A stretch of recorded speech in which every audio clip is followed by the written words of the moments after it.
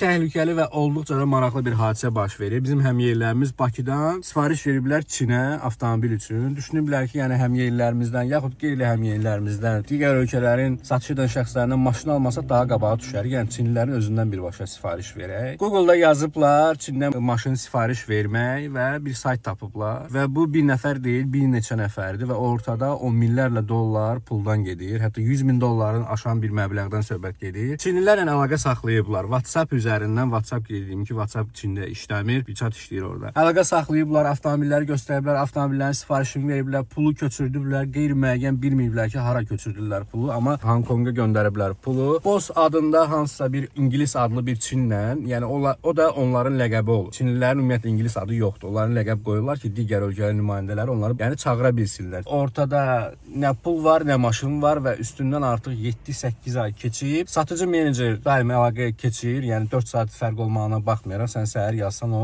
axşama yaxın cavab verir sənə. Həmin o boss yoxdur ortada. Amerikan nömrəsi işlədir. WhatsApp üzərindən 1-2 dəfə onunla danışılıb deyilib ki, maşının yüklənilir, gələcək. Otur gözlə. Hər də gözləyirlər insanlar, amma maşını yox. Qeyd edim ki, mən bunu nəyə görə deyirəm? Nə mən rəsmi dillərlərin, nə boz dillərlərin reklamını etmək istəmirəm. Məsləhət görmürəm kimdən alasız, kimdən almayasınız. Ümumiyyətlə deyirəm ki, özünüz birbaşa tanımadan, etmədən Çindən avtomobil alışı etməyin. Yaxud qeyri digər ölkələrdən.